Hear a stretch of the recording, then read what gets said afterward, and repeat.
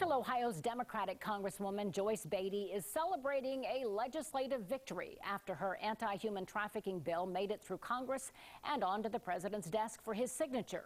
Welcome to The Spectrum. I'm Colleen Marshall. Congresswoman Beatty has talked to us on The Spectrum before about making human trafficking her top priority.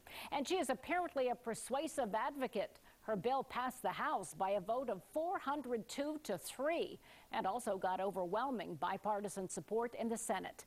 Beatty tells us the new law will help trafficking victims, especially child sex victims. I am so excited about my human trafficking bill. It's something I've been working on the entire time that I've been serving in Congress. And even before being in Congress, I've had the opportunity right here when I was at the State House to work on it. So it's almost like a dream come true for me. It was really good because we took an initiative that affects hundreds of thousands of young people across the country.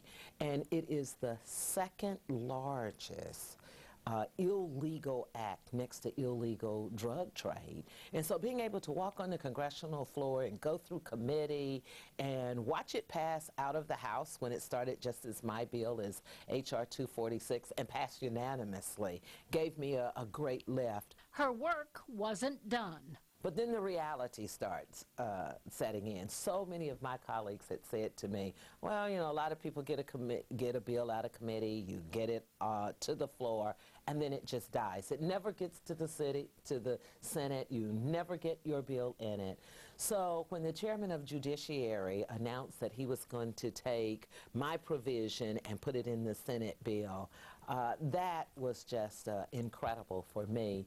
And not because it was my bill, but because there was hope that young girls would know that there were voices who were advocating for them. So to bring it to full closure, we had some bumps along the road, but it wouldn't be Congress if there weren't some bumps along the road. Beatty says the fight against human trafficking will have a real impact here in Ohio. The feedback and the response has been just terrific, and certainly, as you mentioned, if you look at I-75 that goes straight through Ohio and across the country. So if you look at Cincinnati, if you look at Dayton, if you look at Toledo, right there is the highway that leads to a lot of young ladies either staying in Ohio or becoming part of that 100 to 300,000 of young folks across the country that are transported and engaged in this whole sex trafficking issue.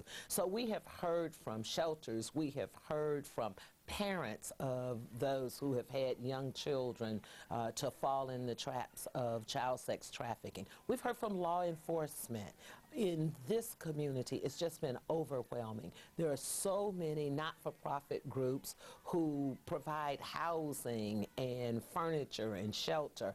So many of the sororities and the fraternities and the civic organizations have gotten all engaged to be able to say, we want to take care of our young folks. We want to show them that there is another side of life and to build hope and to help them get jobs and get back into school. And many of them have gone on to college and become national spokespersons. And the Congresswoman says the efforts here in Ohio have also helped fight this problem. Even in the State House here, we have had members of the General Assembly to hold forums.